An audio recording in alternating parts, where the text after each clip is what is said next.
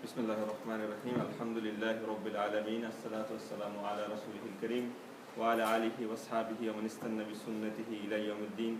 Assalamu alaikum wa rahmatullahi wa barakatuh, brothers. Inshallah ta'ala, today we'll finish the incident of the Battle of the Khandaq. So we finished the details of the battle last week. Today we'll talk about what happened, the judgment that happened about the last group of the Yehud in Medina.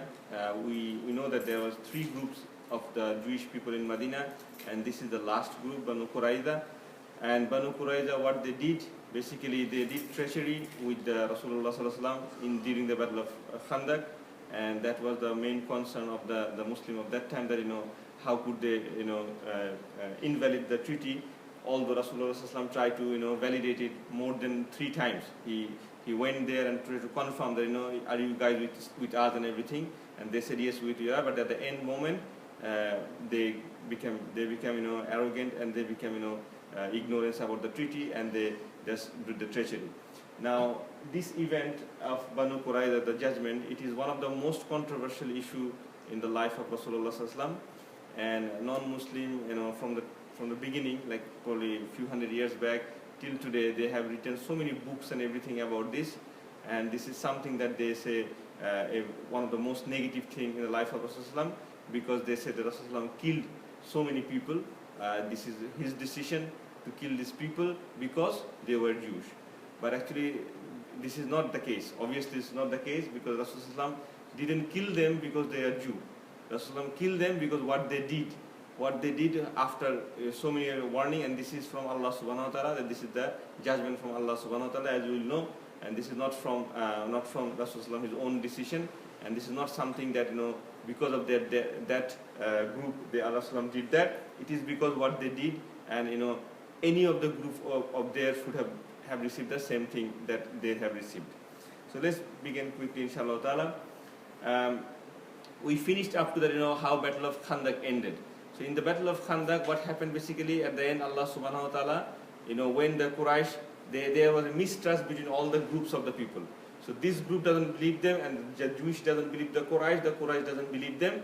And we heard about the guy Numayn ibn Masud. He is the one he was the delegation between all this group, and he did his trick. He did his it's like a diplomatic trick, as you can say. And because of that they have mistrust. And also because of this mistrust, Abu Sufyan, he decided that I'm going to attack tomorrow morning. And then he asked the Jewish, okay, let's attack tomorrow. We waited for long, almost for a month. Let's attack tomorrow morning. But tomorrow was Saturday, and as we know that the Jewish, the Sabbath, they have the Sabbath on Saturday. They don't work anything on Saturday. So they said, no, we cannot do that on Saturday. And that increased the mistrust of Abu Sufyan. And then at that same night, the Friday night, Allah subhanahu wa ta'ala sent a terrible storm, a sandstorm and everything, and the weather was so bad and so scary that in the morning, Saturday morning, when Rasulullah woke up, and he sent the other people, the Sahaba, to look after what happened to these people, they all left. Every tent, every camel, every horse left, because they couldn't stand. They said it's too much of waiting, and we have mistrust, we don't know what's going to happen this time, what we'll do, and this time also, let's finish it off. We're going to left for Makkah. So they left for Makkah, the Ghatafan, they left for their own place. So from that, Rasulullah, after the battlefield, he came back to his house. He came back to house just before Zohar. And he was trying to open up his, the war, what do you call that? The war clothes that he had, like the armor that it had. So he is trying to open the armor, and he's trying to go for the shower. Because, it's been 25 days. The digging, and then in the winter and everything, they're so much tired and everything. So he was ready to go for the shower. As soon as he tried that, it's not even like 5 minutes that he came back from outside, and Jibril came. And Jibril came and he said, Ya Rasulullah, have you already taken off your armor? Rasulullah said, yes, almost. I have taken off my armor. Then Jibril said, the angel didn't do that, because Allah subhanahu wa ta'ala said, you have to run to Banu Qurayza right now. Imagine, after 25 days, or almost like a month, they have in the battlefield, they had all these things, the food shortage, the weather and everything, and he came here after such a big event that Allah, the Muslim could be crashed for all, because there's 10,000 people waiting there. If Allah had will, they will finish at that time. But Allah subhanahu wa ta'ala helped them. And then again Jibril came and said, this is the command of Allah subhanahu wa ta'ala, you have to Banu Qurayza right now. And that was almost the Zohar time. At that time, obviously it's a command from Allah subhanahu wa ta'ala, and Jibril said, I have came with another contingent of angels. So another group of angels are with me, and they will come with us. So, and I'm going to Banu Qurayza. Jibril is saying, I'm going to Banu Qurayza to shake their the zilzal of the earth, meaning that to shake a earthquake, something like this. He meant, I'll shake the ground underneath them. So that's what Jibril says. So he said, get ready, and we have to go now. Then Rasulullah came out from the house and he called the Sahaba. He said, whoever is here, come. And when he called, everybody came. And everybody was tired and everything. And he said, everyone must go to Banu Qurayza right now. Banu Qurayza like a 2 hours drive, you can say, or maybe not 2 hours drive, so a few hours ride from the camel, you can say, from the Medina to Banu Qurayza, where the Banu Qurayza is to live. So Rasulullah said, before Asr, everybody should reach there. So no one should pray Asr except you reach Banu Qurayza. No one should pray Asr except you reach Banu Qurayza. And he intended to rush the Sahaba, and then Sahaba listened to the Rasulullah and they start for Banu Qurayza. Now, this is a very big fiqh issue. This hadith, I don't know whether you heard it, that this is the hadith that been used by a lot of groups, saying that there could be more than one truth. So Rasulullah saying that, I'll just explain it in a very short way. Rasulullah said to the Sahaba, don't pray Asr until you reach Banu Qurayza. And it was Zohar time. And few of the Sahaba, they start rushing and they reach there before Asr in Banu Qurayza. Because they are fast, their horses were fast, the camel. Some were in the middle of the way. Now people who were in the middle of the way, the Asr already started, the Asr time started. It was almost near to the Maghrib. They can see the sun is setting. Now there's two groups happening in Sahaba. One group said, no, we're not going to pray here. One group said, we're not going to pray because Rasulullah said to pray Asr in Banu Qurayza. And another group said, no, the time is running out. They can see the sun is setting, it's Maghrib. There's no time for Asr, so we have to pray now. So there was two groups in the Sahaba. And one group prayed Asr on the way, another group went to Banu Qurayza, didn't pray Asr at that time. And they waited till they reached Banu Qurayza. When they reached Banu Qurayza, it was Maghrib. Then they pray Asr and then they pray Maghrib. So when Rasulullah came a bit late, and he asked, like Sahaba told the issue that this is what happened between us. One group prayed Asr and another group didn't pray Asr at that time because you said that. So Rasulullah said, Rasulullah said basically that he didn't blame anyone. He approved both the things because of the situation and everything. Now these things is used by a lot of people saying that both can be right. If you get a hadith, the hadith doesn't mean you have to do the hadith. But actually this is not the case. It is if there's a books written on this hadith actually. So if you read it, basically Rasulullah intended what? He cannot, one person cannot intend two things at the same time. He intended to rush the people, to rush the Sahaba, that you should reach there before Maghrib starts. And you should pray Asr there. He didn't intend to let the time go.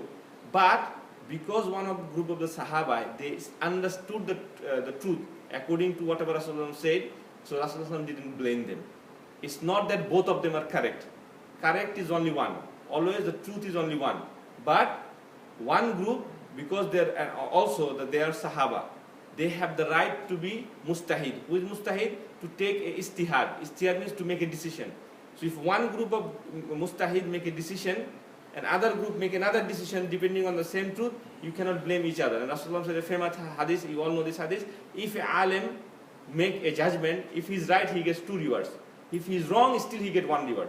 Because he is on the truth. He didn't make the judgment out of any other intention. And this is why, because they followed the Rasulullah literally. They understood whatever Rasulullah said word by word. We have to pray Asr there. Other group, they understand the main intention. They say, no, Rasulullah told this because he rushed us. But now this is the Maghrib time. I cannot miss the prayer time. So they prayed there.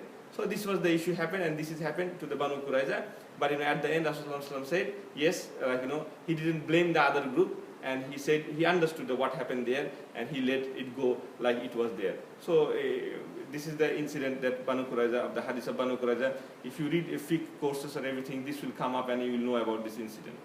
The next thing happened, that Ali radiallahu anhu, he is one of the one who reached there before. So when Rasulullah came, before Rasulullah came there, the Jewish people, they were already worried and everything that Rasulullah is coming, and they were saying bad words about Rasulullah, saying that he is not this, and there's a lot of people in the Banu Qurayza, and they are saying some bad words. So Ali radiallahu anhu, he said to Rasulullah, Ya Rasulullah, let's camp it here, don't go near to them, because they have a fortress. As I said, mentioned before, the Yehudi, they have the people of the people of the Jewish, they had fortress, big fortress. So Rasulullah understood why Ali radiallahu anhu wants to camp outside of the fortress, not near the fortress, because Ali doesn't want Rasulullah to hear all these bad things they're saying about Rasulullah. So Rasulullah understood. Rasulullah said, Ya Ali, why are you stopping me here? I know that they are saying something bad words about me. Ali said, yes, Ya Rasulullah, they are saying something bad, and I don't want you to listen to these things. We will take care of them.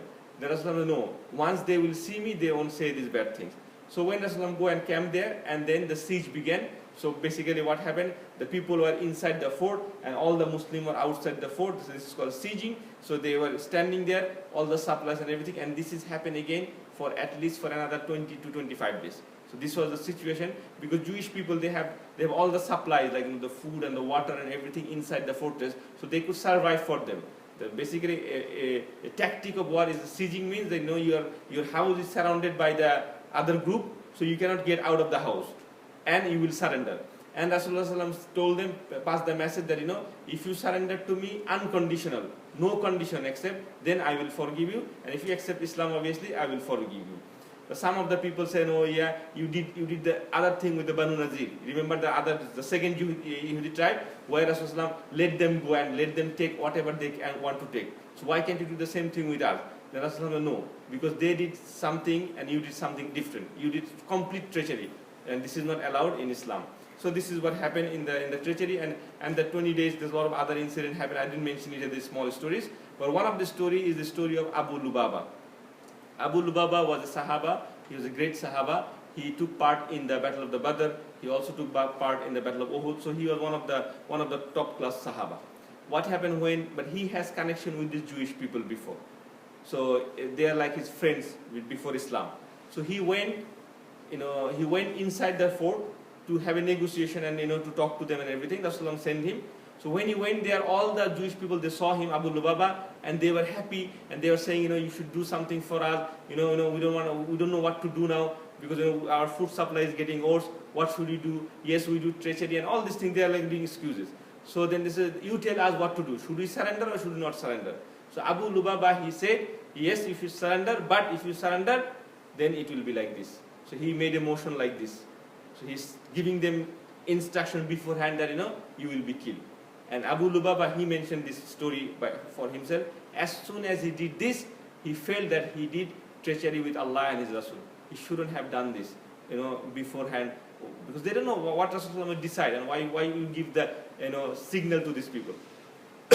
And he understood that he did something bad, and he came out from there. He realized that he did something wrong, and he said, I have to repent now.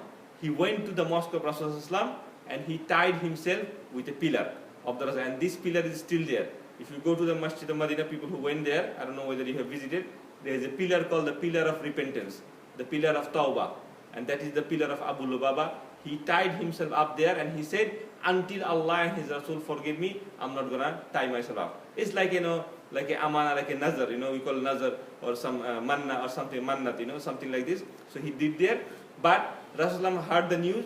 Rasulullah said, if he had come to me, I would have forgiven him.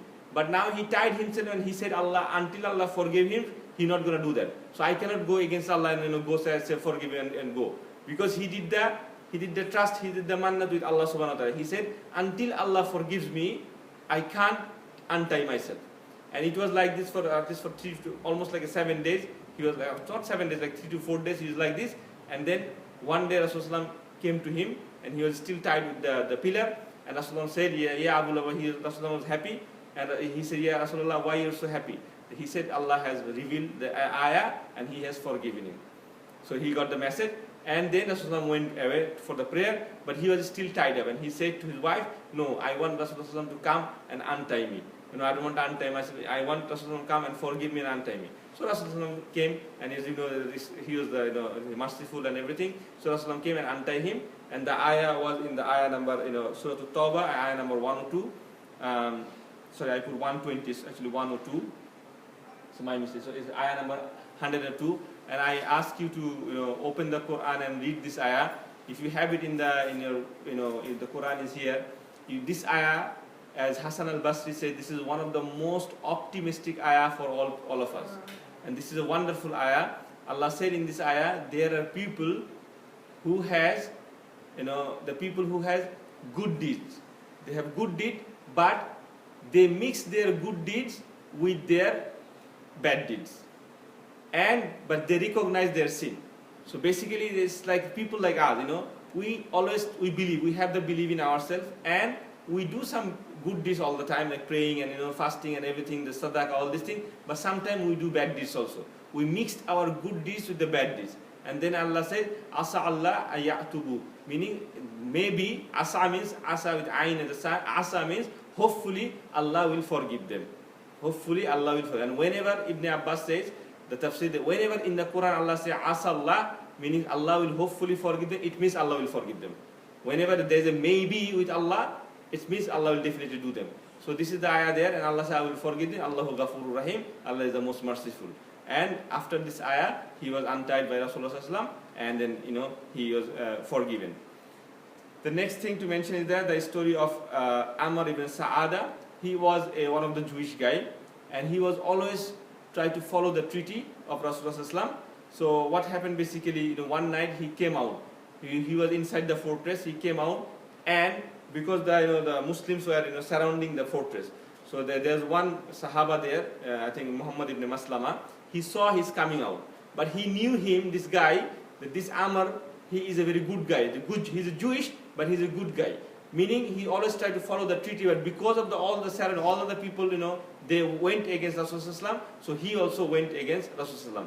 But at night when he came out, the Sahaba, he asked, who is out there? Because the rule is, you should be inside the fortress. As soon as you come out, either you have to fight or you have to surrender. But Muhammad ibn Maslama, the Sahaba, he let him go. He knew that he was a good guy, and he saw that he tried to go away from this place. So this guy Amr ibn Sa'ada, he left the fortress, and he in the dark of the night he left the Medina, and he went somewhere else. Nobody knows where he went. And in the morning, obviously Rasulullah came to know about this. The Sahaba told him, because he said, "Ya Rasulullah, I let him go because my heart became softened, and I thought that he's a good guy." And then Rasulullah told him, "Yes, you did the right thing." Allah made a way for this guy because he was an honest Jew. And why we mention this incident? Because if Rasulullah wanted to kill all the Jewish, he wouldn't let him go. He was a good man, and he was not with the other people, so Rasulullah let him go. So, and that's what happened with this Amr ibn Sa'ada. The last thing for today, the judgment. So at the end, it was like 25 or 26 days, and it was getting too complicated, and the food supply inside there, they don't know what to do. The Jews didn't know what to do, either to fight or either to surrender, and they sending a lot of requests to Rasulullah that what should we do. So Rasulullah said, okay, will you be happy that if I choose someone from you, not the Jews, like someone who has alliance with you, like allies with you, to make the judgment? They said, yes, we will be happy. And they choose Sa'ad ibn Mu'az.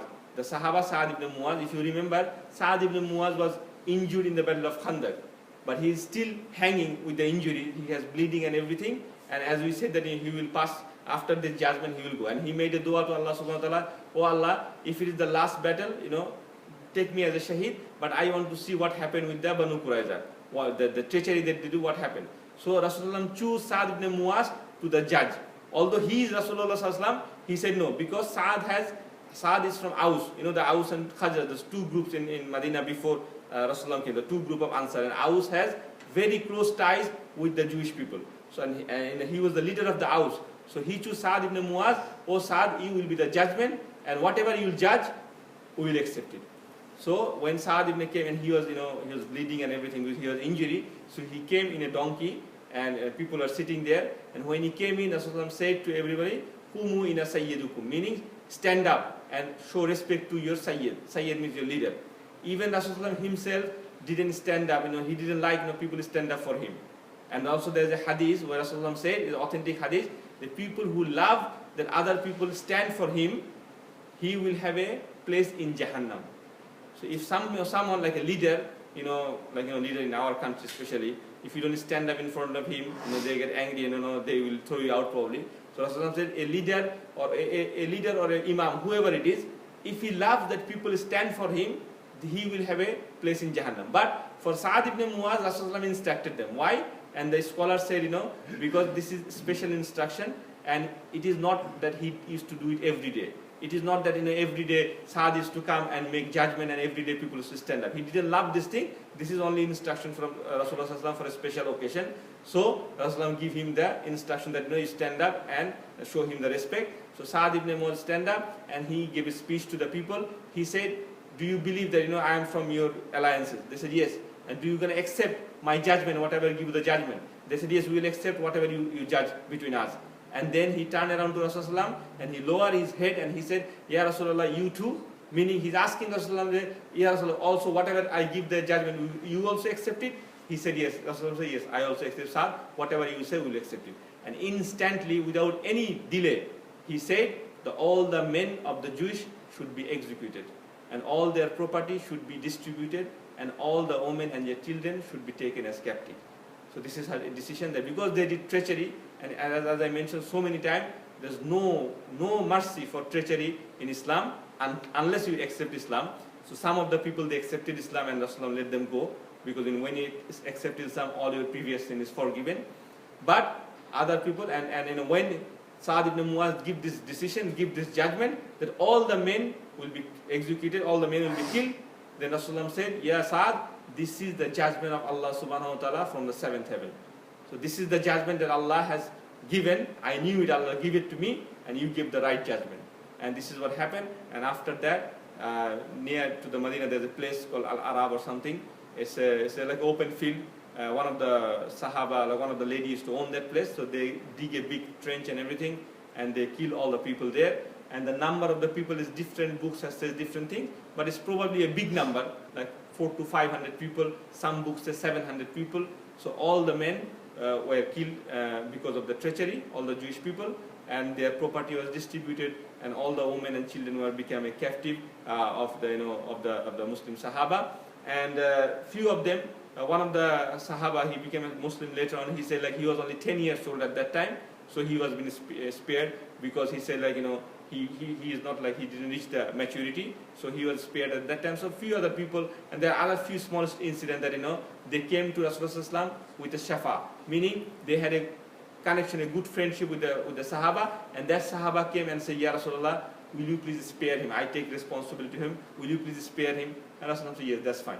Because if you take it, because in Islam also we mentioned before in the Seerah that if I take in charge of a people, and if I say that he's in charge of me, I am his amana, he's my amana. So the leader must trust me and give my responsibility. It's called giving amana to these people. So under protection basically. So a lot of people were spared by this way, but obviously most of them were killed and executed. And as you know, so obviously if you heard from other sources, if you read the books of the people, you will say, oh, so many people are killed, but they were killed because of Allah subhanahu wa ta'ala wanted it, because they did what they did, and this is the right decision, and we accept it, and because it's from Allah subhanahu wa ta'ala. So we'll finish it up here today. Subhanakallahumma bihamdik, ashhadu an la ilaha illa anta, astaghfiruka wa atubu ilayk.